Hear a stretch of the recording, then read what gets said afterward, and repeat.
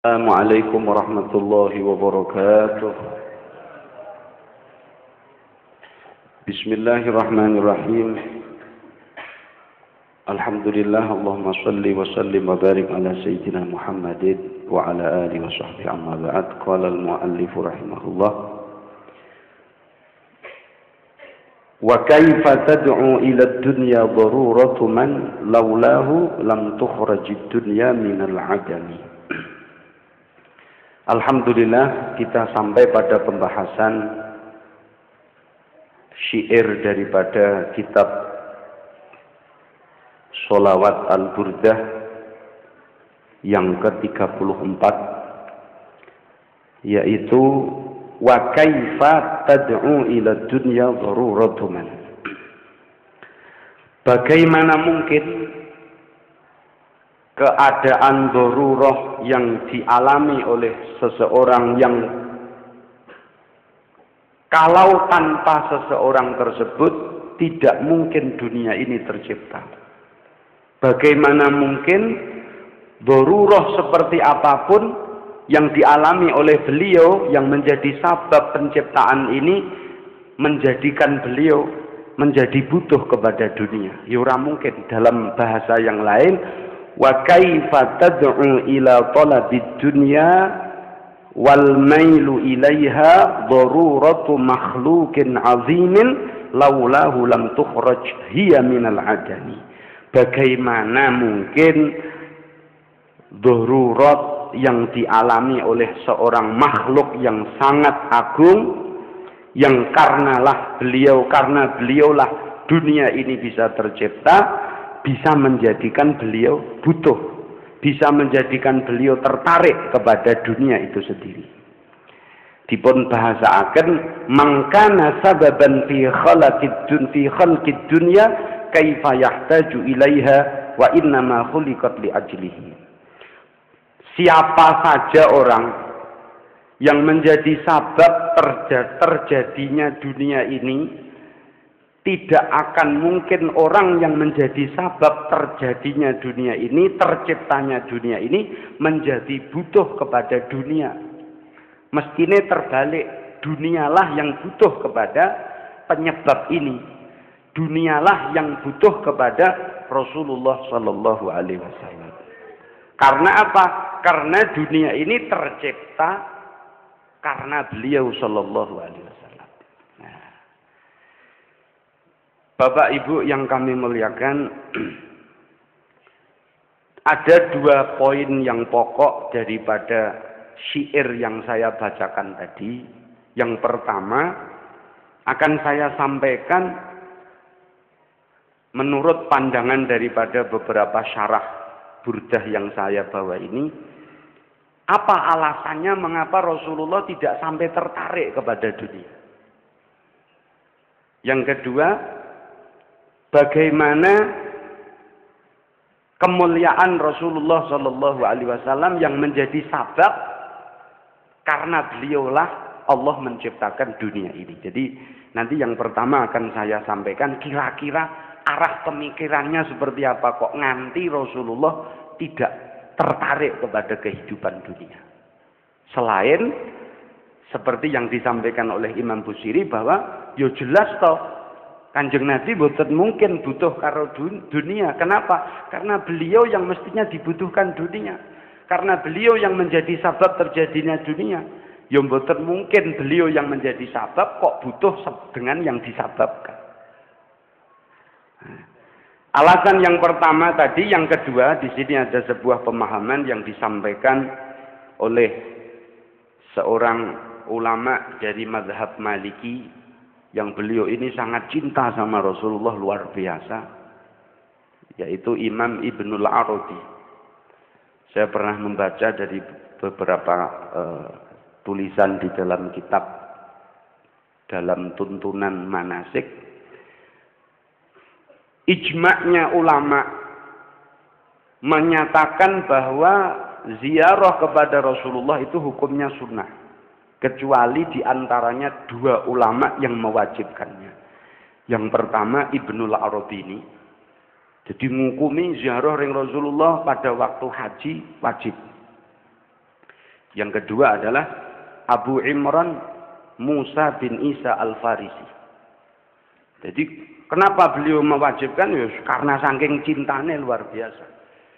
Dan karena saking cintanya sama Rasulullah, vitamin-vitamin hatinya, vitamin-vitamin rohaniyahnya luar biasa. Karena cinta sehingga mengakibatkan wijah, pandangan-pandangan Ibnul Arabi luar biasa terhadap hal-hal yang lain. Termasuk penilaian beliau terhadap dunia ini seperti apa. Yang tentunya pandangan itu dihasilkan dari karena beliau sangat cintanya sama Rasulullah. Di sini beliau sebutkan Allah Subhanahu wa taala berfirman di dalam Al-Qur'an, "Innama matsalul hayatid dunya kama in anzalnahu minas sama'."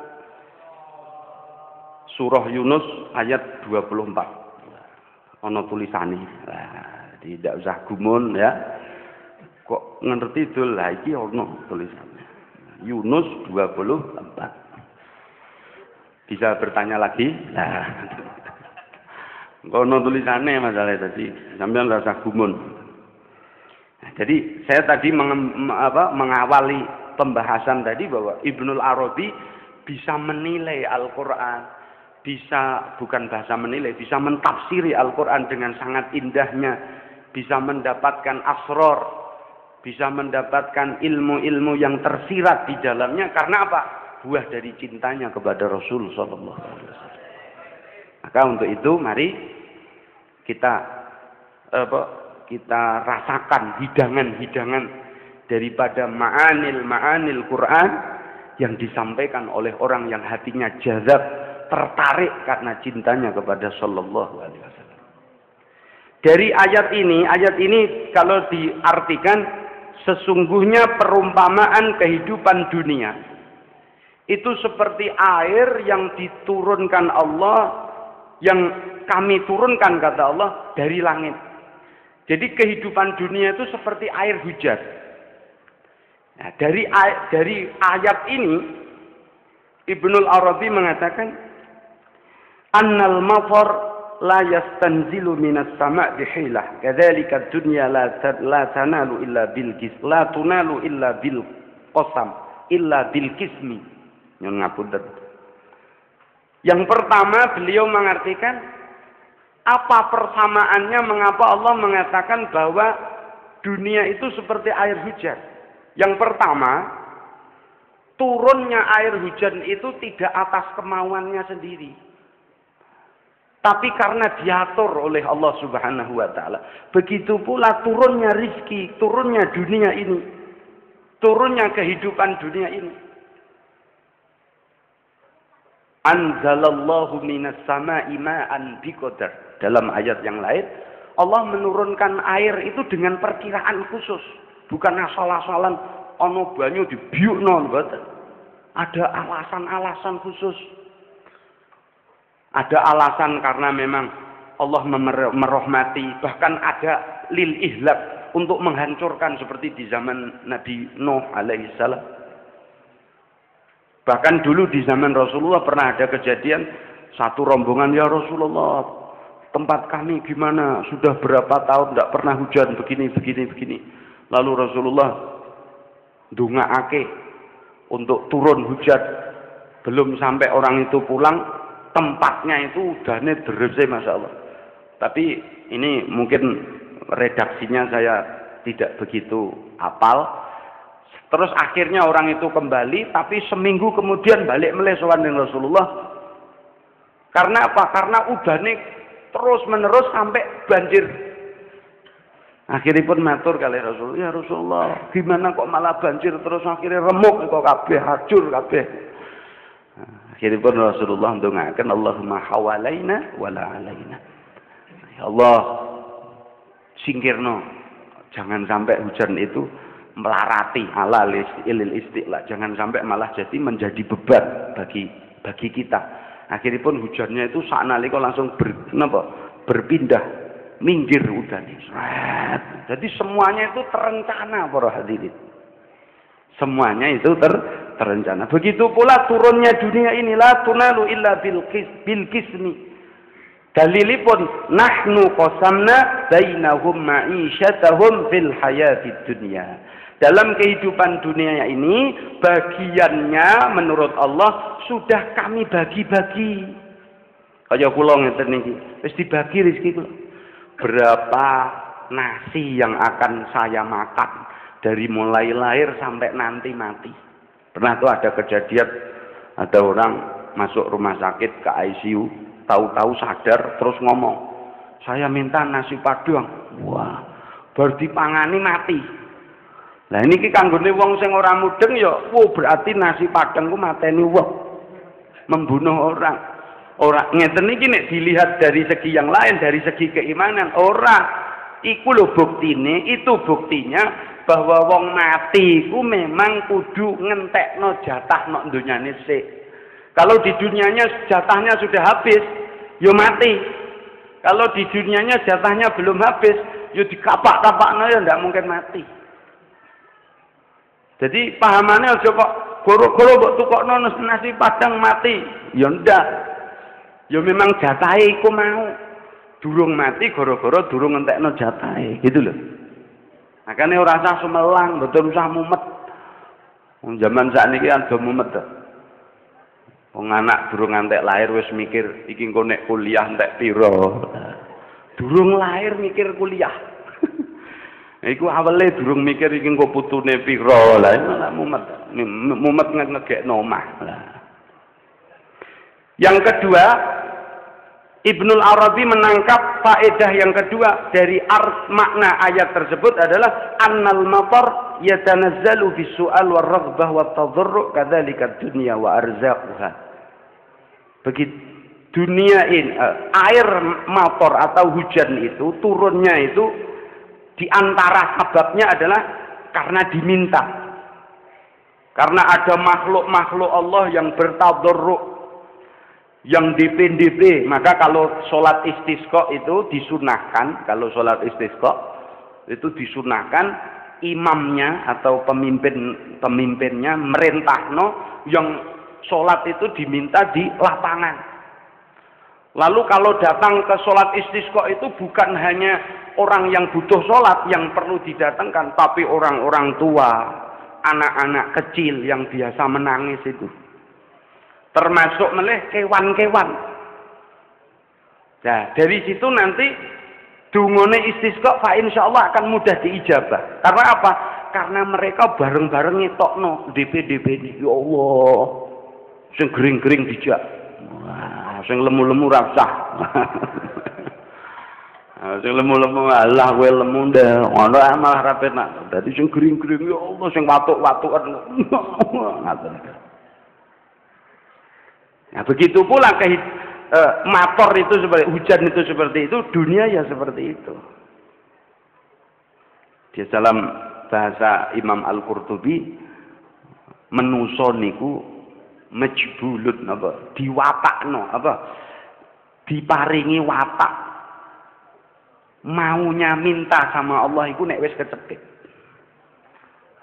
Nah, toba udan terus sampean ora mungkin njaluk udan. Coba sampean duitnya lancar, wah surah mungkin Allahumma. Makanya memang wong itu ya kudu dinge susah barang supaya kenal marang Gusti Allah. Ayo sing do susah alhamdulillah. Iku sing nyuara berarti rada susah.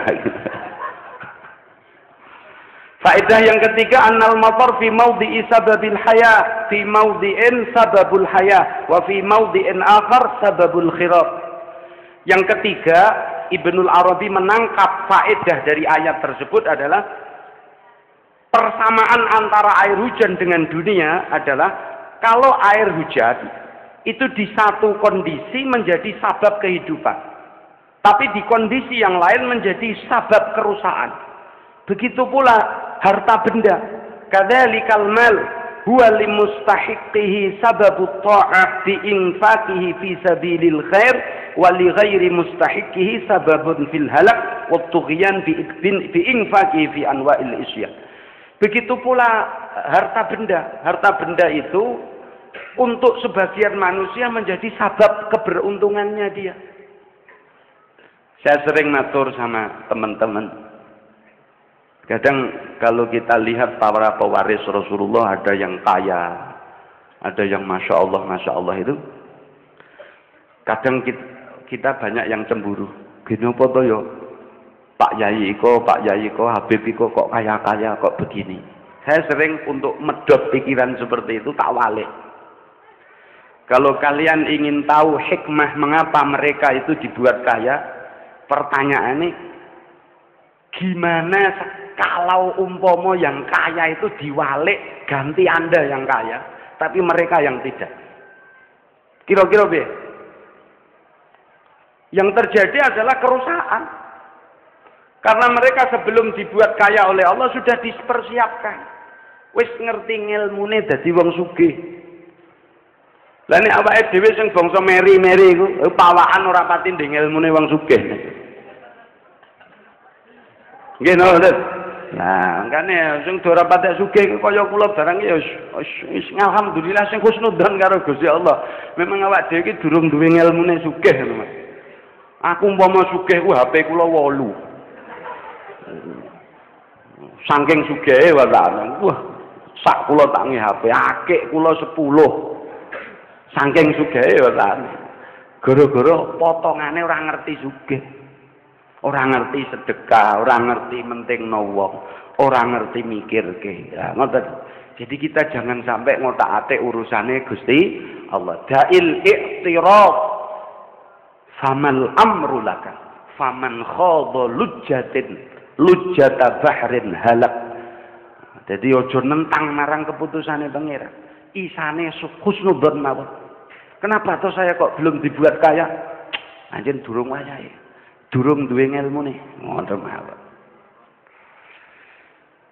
Sing jelas durung nasibe. Lah, itu sing jelas itu. Lah,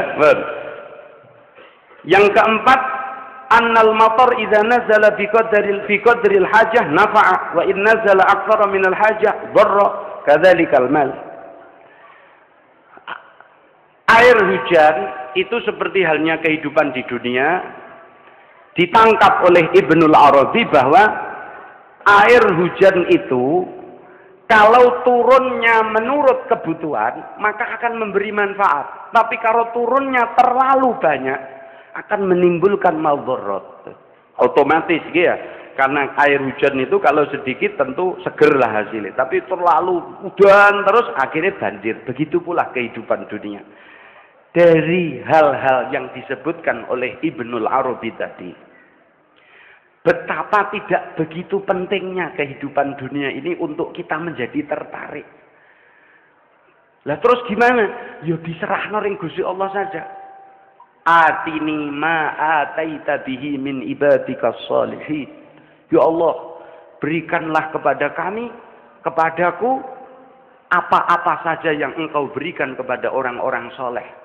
Di mana mereka diberikan walaupun sekaya apapun karena kesolehannya itu tidak menjadi maldharat.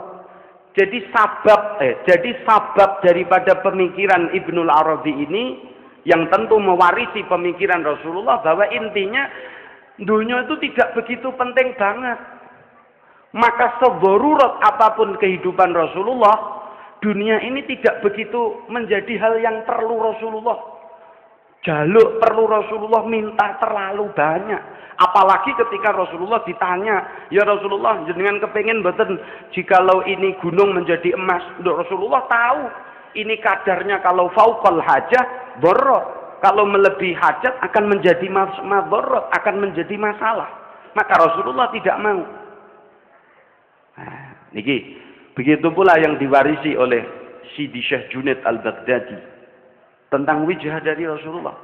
Beliau mengatakan al-aqwat salatah.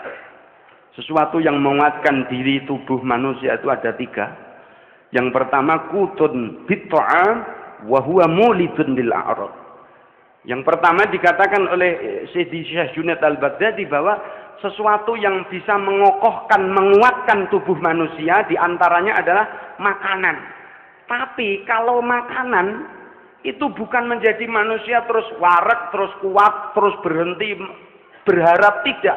Justru semakin dia punya makanan yang enak, yang nikmat, akan semakin haus terhadap kenikmatan-kenikmatan dunia yang lain.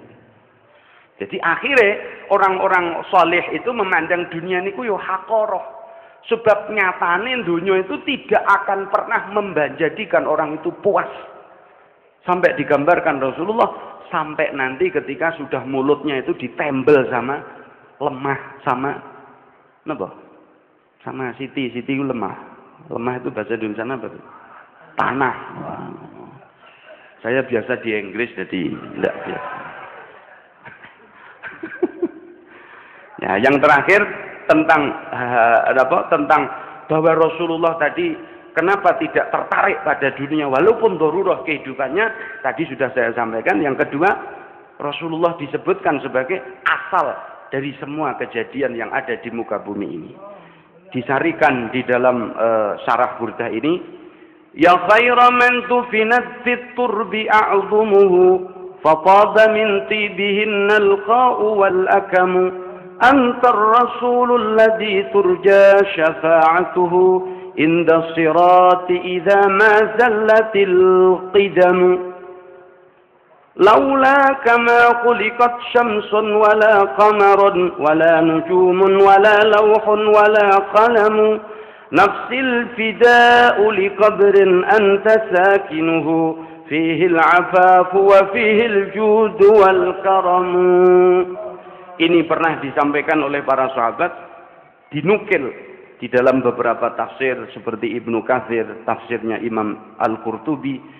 Dulu ada sahabat Utbi namanya, ketika ziarah sama Rasulullah, di waktu ziarah itu baru sekitar seminggu kepergian Rasulullah menuju ke alam baqa. Di waktu itu Utbi ziarah dalam keadaan ngantuk. Ketika ngantuk itu di dekatnya ada orang Arabi yang ziarahnya tidak duduk, berdiri lalu mengatakan, "Ya Rasulullah, aku telah mendengar firman Allah di dalam Al-Quran, walau annahum idzalamu anfusahum ja'uka."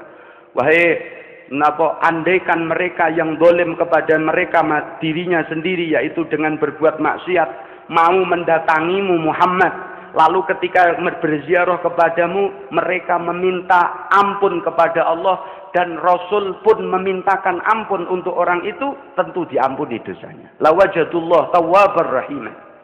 Lalu setelah mengucapkan itu, ya Rasulullah, saya datang kepadamu untuk minta tolong. Ini akidahnya para ulama-ulama ahli tafsir. Aku minta tolong, mutasyaffi'an bika, untuk tolonglah ya Rasulullah, mintakan ampun semua dosaku. Lalu orang tersebut membaca ini, ya khaira man dufinat fit turbi a'zumuhu fatada min tibihinnal qa'u wal akam. Yang artinya, wahai sebaik-baik orang yang balung nih kenapa? Tulangnya dipendem, dikubur di bawah tanah ini.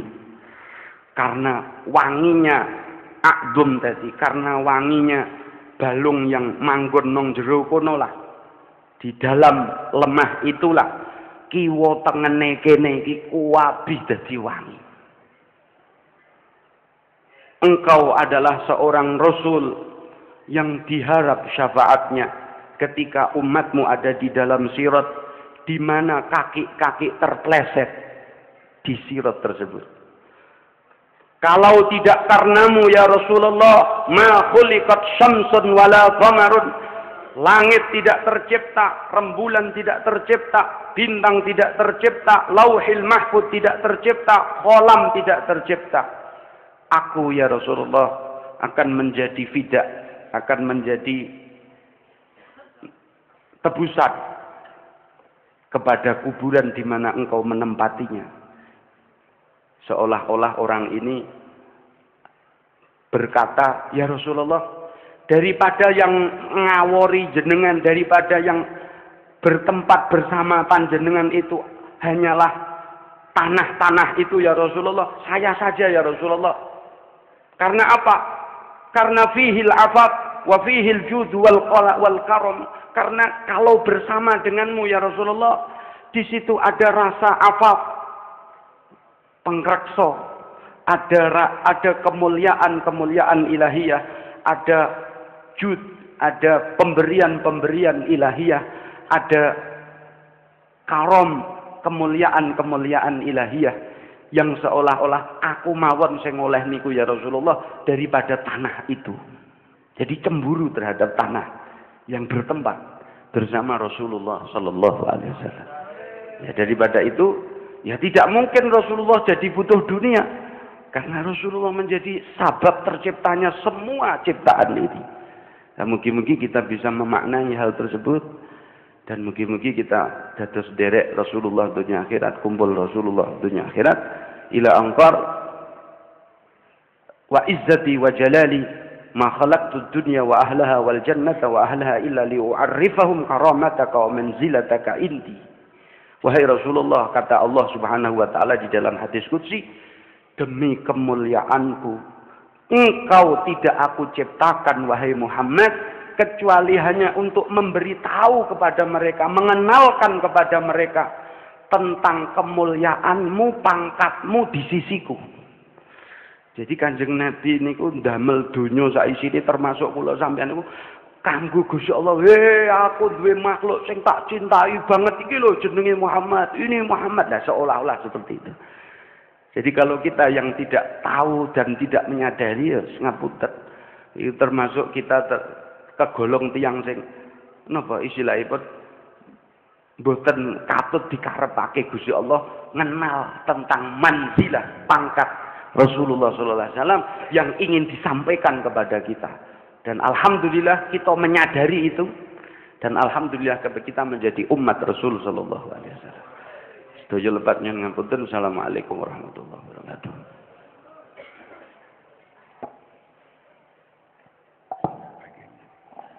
Alhamdulillah apa yang disampaikan tadi memperkuat apa yang telah disampaikan di bulan yang lalu. Dan malam ini bertepatan dengan Isra wal Mi'raj Nabi.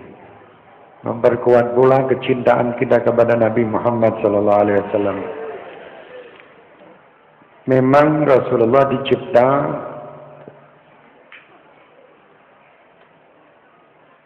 di dalam salah satu syair juga disampaikan an-nabi dzakal arus dzikruhu yuhyin nufus an-nasara wal majus aslamu ala yadayhi. Jadi an-nabi dzakal arus itu sebetulnya seperti tadi yang diceritakan semua. Kemanten itu tidak mungkin datang sebelum dekore wis rampung. Orang mungkin urung enek dekore mantene teko dilundung-dilundung kan mulai. Dan dekor itu memang dibuat untuk kemanten. Orang mungkin dekor buat kemanten sing teko bangsa gali. Minta maaf saya mau duduk, tidak mungkin, mesti dienggo kemanten. Ya, dekornya itu memang diniatkan an-nabi dzakal arus bagaikan kemanten. Lah kemanten dekor taruh dikei wangi-wangian gunane dicepake iki tak gawe kabeh donya sak isine keranten napa niki saya akan kasihkan kepada Muhammad sallallahu alaihi wasallam dicepake karo Gusti Allah. Lah kemanten iki ciri-cirine nek mlaku ya alon, ora nek kemanten mlakune mlayu pelan-pelan. Dakal arus disiapkan. Nah insyaallah nanti kita lanjutkan masalah pembahasan yang tadi kita sedikit nanti bahas setelah pembacaan buku Al-Habib Abdullah bin Al-Haddad. Kasih mic-nya sudah.